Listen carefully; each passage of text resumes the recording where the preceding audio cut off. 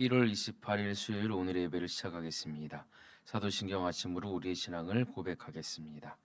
전능하사 천지를 만드신 하나님 아버지를 내가 믿사오며 그 외아들 우리 주 예수 그리스도를 믿사오니 이는 성령으로 잉태하사 동정녀 마리아에게 나시고 본디오 빌라도에게 고난을 받으사 십자가에 못 박혀 죽으시고 장사한 지 사흘 만에 죽은 자 가운데서 다시 살아나시며 하늘에 오르사 전능하신 하나님 우편에 앉아 계시다가 저리로서 산자와 죽은 자를 심판하러 오시리라. 성령을 믿사오며 거룩한 공예와 성도가 서로 교통하는 것과 죄를 사하여 주시는 것과 몸이 다시 사는 것과 영원히 사는 것을 믿사옵나이다. 아멘. 찬송가 546장입니다.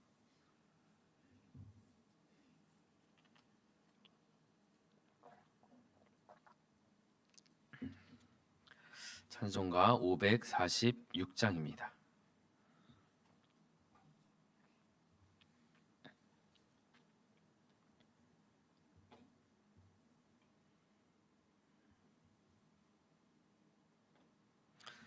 주님 약속하신 말씀 위에서 영원토록 주를 찬송하리라. 소리 높여 주께 영광 돌리며 약속 믿고 굳게 서리라. 굳게 서리 영원하신 말씀 위에 굳게 서리 굳게 서리 그 말씀 위에 굳게 서리라. 주님 약속하신 말씀 위에서 세상 염려 내게 엄습할 때에 용감하게 힘써 싸워 이기며 약속 믿고 굳게 서리라. 굳게 서리 영원하신 말씀 위에 굳게 서리 굳게 서리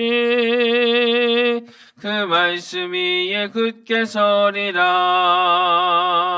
주님 약속하신 말씀 위에서 영원하신 주의 사랑이 밉고 성령으로 힘써 싸워 이기며 약속 믿고 굳게 서리라.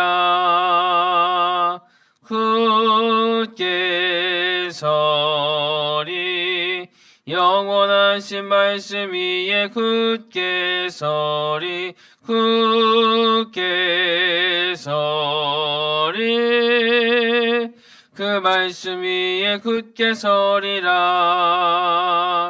주님 약속하신 말씀 위에서 성령 인도하는 대로 행하며 주님 품에 항상 안식 얻으며 약속 믿고 굳게 서리라.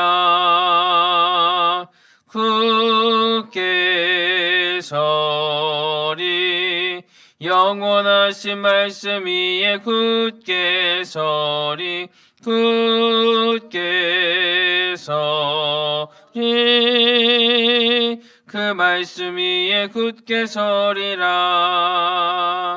아멘. 찬송가 200장입니다.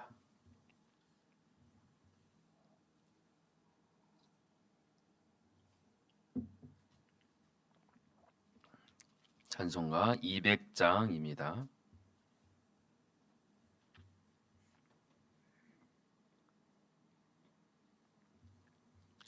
달고 묘한 그 말씀 생명의 말씀은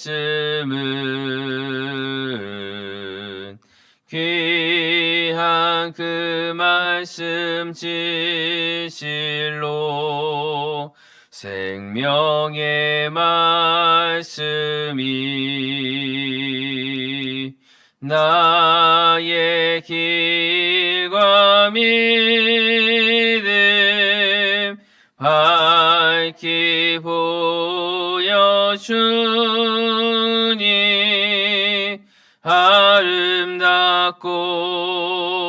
귀한 말씀 생명샘이로다.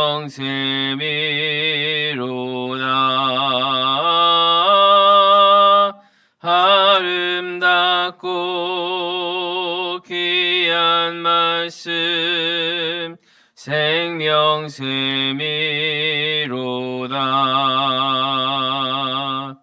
귀한 주님의 말씀은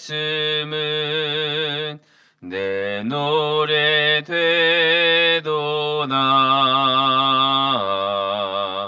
모든 사람을 살리는 생명의 말씀을 값도 없이 받아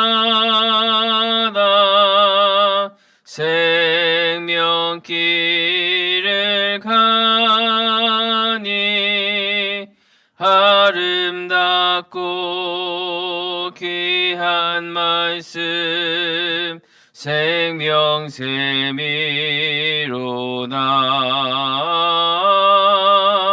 아름답고 귀한 말씀 생명샘이로다.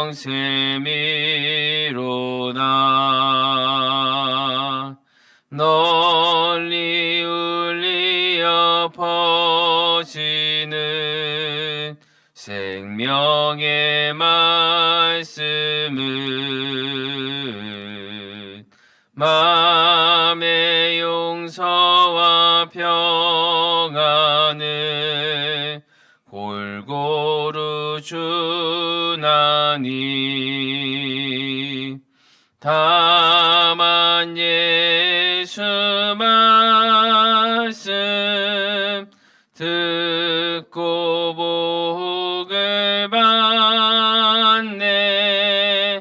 아름답고 귀한 말씀 생명샘이로다.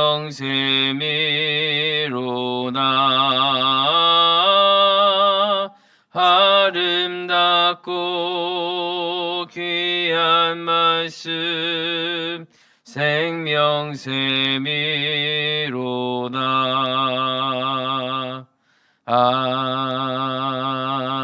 아멘. 기도하겠습니다.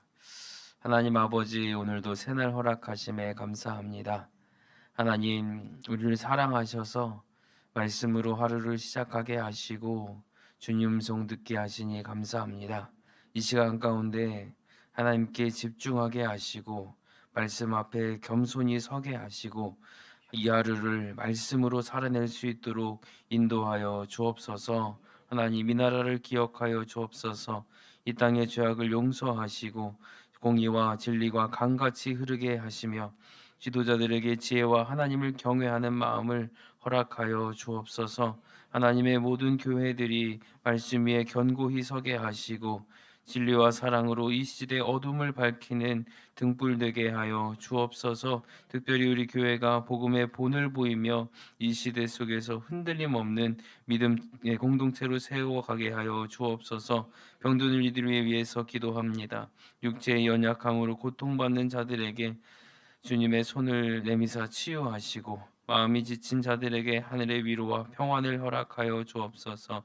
이 아침 우리가 듣는 말씀으로 하루를 시작하게 하시고 말씀을 새기며 삶으로 살아내게 하여 주옵소서. 이후의 모든 순간들도 주님의 인도하심을 따라 걷게 하여 주옵소서. 예수님의 이름으로 기도하옵나이다. 아멘. 오늘 말씀은 디모데후서 3장 10절에서 17절까지의 말씀입니다. 디모데후서 3장 10절에서 17절까지의 말씀입니다.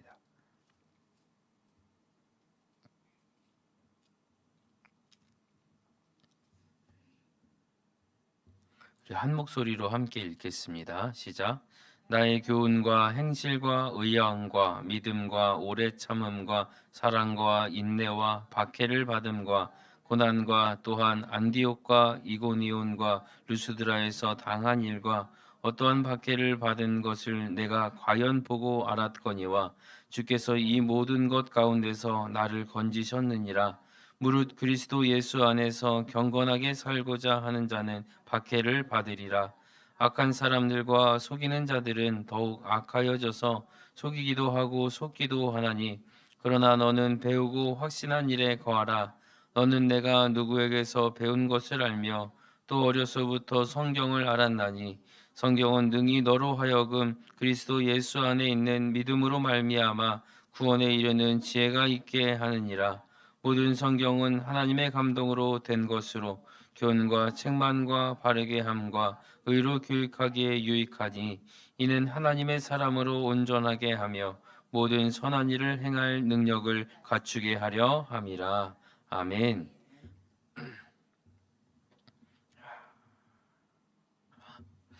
지금 우리의 시대는 편안한 시대는 아닙니다.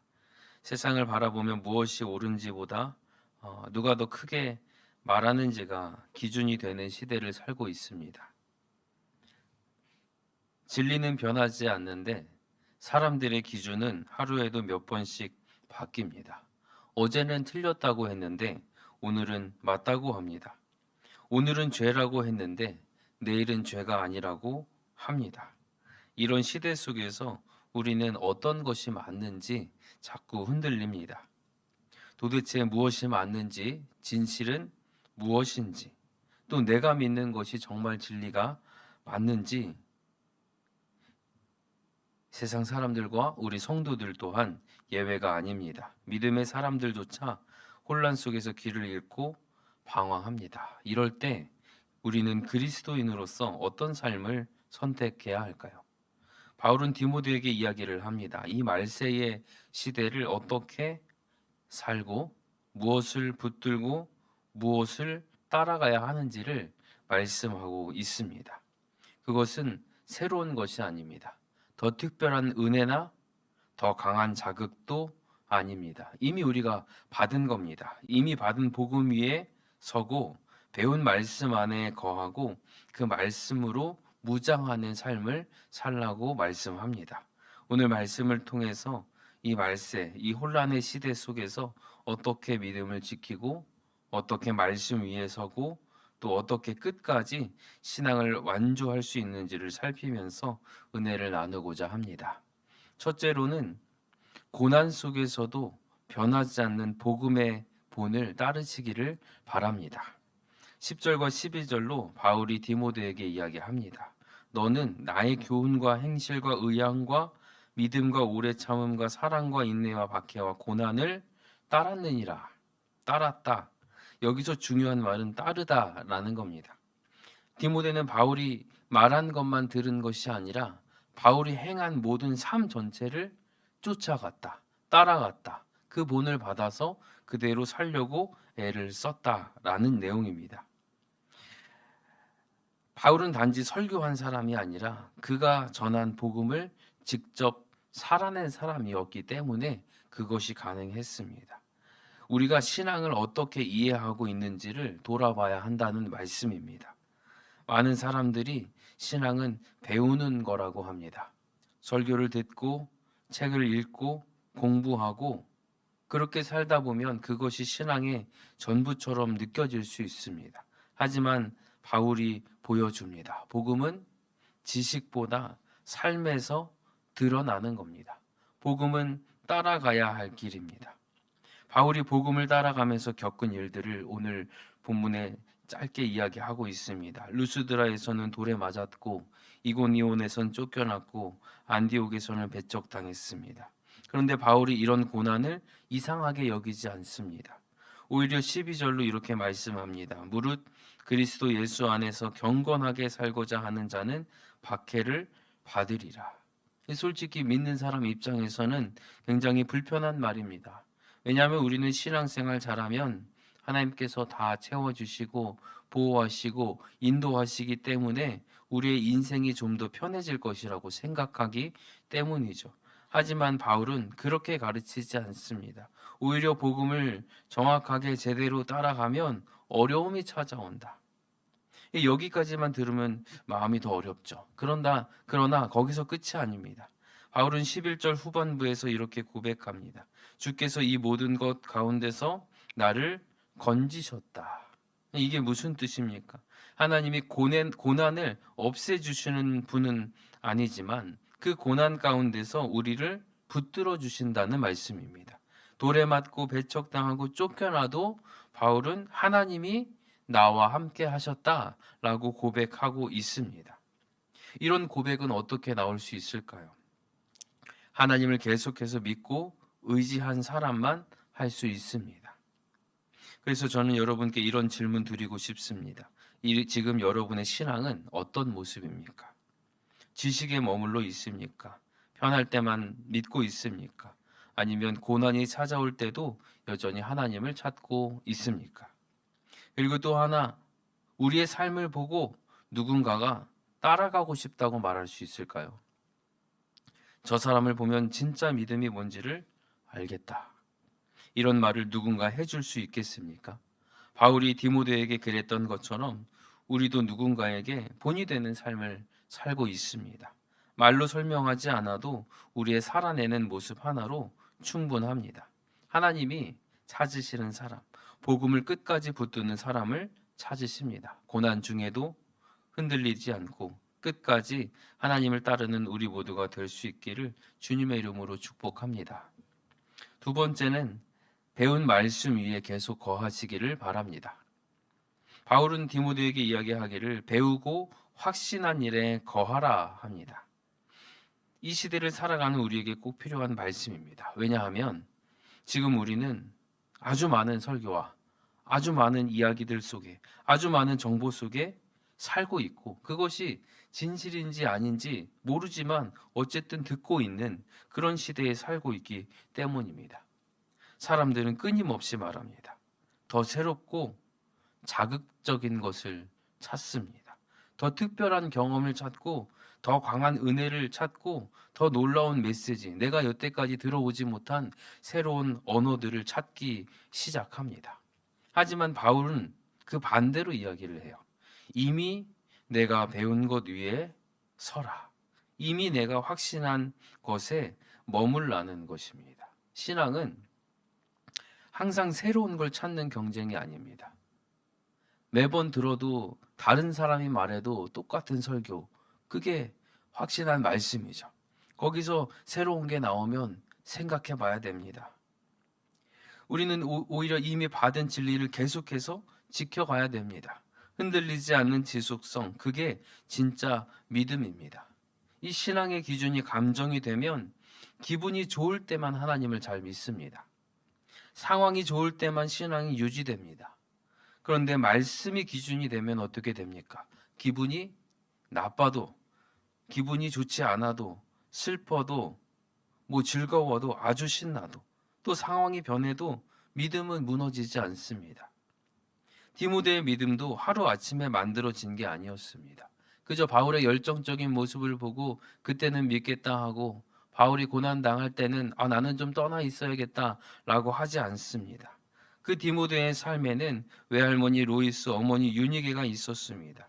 디모데에게 말씀을 심은 사람들이었습니다. 말씀으로 키운 집, 눈물로 말씀을 전한 가정, 그 속에서 디모데의 믿음이 자랐습니다. 그리고 바울은 말합니다. 네가 어려서부터 성경을 알았다. 여기서 말하는 알았다는 단순히 지식적인 알미 아닙니다. 너의 삶을 통해서 지금까지 걸어온 날들 속에 익숙해졌다. 이 말씀이 너의 몸에 배었다. 이게 중요한 겁니다. 우리의 믿음은 어디에 뿌리 내리고 있습니까? 우리의 감정입니까? 환경입니까? 사람의 말입니까? 아니면 하나님의 말씀 위에 서 있습니까? 변하지 않는 그 하나님의 말씀 위에 견고히 서는 은혜가 있기를 주님의 이름으로 축복합니다.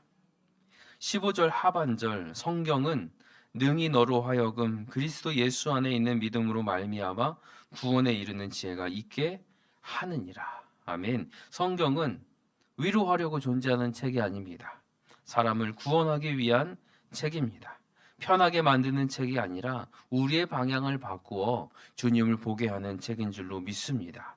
사랑하는 성도님들, 이 말세 시대를 이기는 방법은 하나밖에 없습니다. 말씀 위에 견고히 서는 겁니다. 그리고 그 말씀 안에 계속 거하는 겁니다. 성경을 얼마나 알고 있느냐보다 더 중요한 건 성경 안에 얼마나 머물고 있느냐라는 겁니다. 말씀을 그냥 듣는 수준에 머물지 마시고 말씀을 살아내시기를 바랍니다.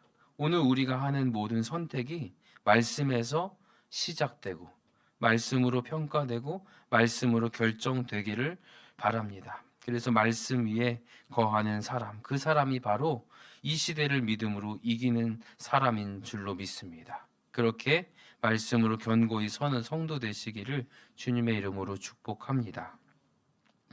마지막으로 성경은 하나님의 숨결입니다. 그리고 성도를 무장시키는 능력이기도 합니다. 바울은 성경을 이렇게 정의합니다. 모든 성경은 하나님의 감동으로 된 것이다. 여기서 말하는 감동은 하나님이 숨을 불어넣으셨다라는 뜻입니다. 성경은 하나님의 숨결이 담긴 책입니다. 사람이 쓴 책이 아니라 철학자들이 모여서 만든 생각이 아니라 하나님께서 직접 호흡을 담으신 말씀입니다. 그런데 오늘 세상을 성경을 이렇게 보죠.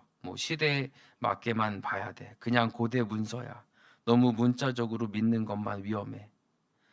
이렇게만 보는 것이 아니라 하나님의 말씀으로 봐야 됩니다. 성경은 참고서가 아니라 삶의 기준입니다.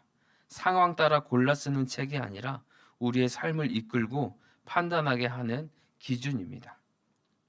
바울은 성경이 우리에게 어떤 일을 하는지 분명히 말합니다. 교훈하고 책망하고 바르게 하고 의로 훈련합니다. 이 네 가지는 우리를 편하게 만드는 게 아닙니다. 우리의 삶을 바꾸는 도구입니다. 성경은 우리 안에 잘못된 생각을 드러내고 숨기고 있던 욕심을 꺼내고 거짓된 안정감을 무너뜨립니다. 그리고 나서 어떻게 합니까? 다시 세웁니다. 온전하게 만듭니다. 하나님의 사람으로 온전하게 하며 모든 선한 일을 행할 능력을 갖추게 하려 함이라. 성경은 착한 사람 만드는 게 아닙니다. 하나님의 사람을 세우는 책입니다. 그리고 그 사람이 이 시대를 살아갈 무기를 갖추게 됩니다. 신앙의 목적은 거룩입니다. 삶의 목표는 순종입니다. 우리의 인생의 방향은 하나님께 영광을 돌리는 것입니다. 그러면 우리는 성경을 어떻게 붙들어야 할까요? 그냥 읽는 것으로 충분하지 않습니다. 말씀을 기준으로 삶을 정리해야 됩니다. 말씀과 씨름해야 됩니다. 내 생각이 아니라 말씀에 따라 판단해야 합니다. 이 시대는 계속 기준을 바꿉니다. 그때그때 바뀌는 정의, 가치, 옳고 그름, 하지만 하나님의 말씀은 한 번도 바뀐 적이 없습니다. 세상이 흔들릴수록 말씀 위에 서야 합니다. 사람의 말은 변하지만 하나님의 말씀은 영원합니다. 그래서 말씀을 붙드는 인생은 무너지지 않습니다. 말씀을 붙드는 교회는 흔들리지 않습니다. 말씀 위에 서시고 그 말씀으로 무장하시기를 바랍니다. 그리고 그 말씀으로 우리의 가정을 세우고 삶을 이끌고 이 시대를 이겨내는 성도 되시기를 주님의 이름으로 축복합니다. 말씀을 맺습니다. 복음을 머리로만 아는 것에 그치지 않고 삶으로 따르시기를 바랍니다. 감정이나 상황에 흔들리지 않고 말씀 위에 서시기를 바랍니다. 바울이 고백했던 것처럼 주께서 이 모든 고난 가운데서 나를 건지셨느니라. 이 믿음이 우리의 고백되기를 원합니다. 말씀은 우리를 새롭게 합니다. 우리의 삶을 이끌고 온전하게 하는 하나님의 능력입니다. 이 말씀을 온전히 붙드시고 말세를 넉넉히 이기는 삶으로 서시기를 주의 이름으로 축원합니다. 아멘. 기도 제목을 드립니다. 고난 속에서도 복음을 끝까지 따르는 믿음을 주옵소서. 배운 말씀 위에 굳게 서는 신앙 되게 하여 주옵소서. 말씀을 지식이 아닌 삶으로 순종하게 하옵소서. 성경을 통해 나를 온전하게 하시는 하나님을 신뢰하게 하옵소서. 흔들리는 시대 속에서도 말씀을 붙드는 성도가 되게 하옵소서. 아멘. 기도하겠습니다. 하나님 아버지, 이 혼란한 시대 속에서 우리가 어디에 서야 할지 말씀으로 깨닫게 하시니 감사합니다.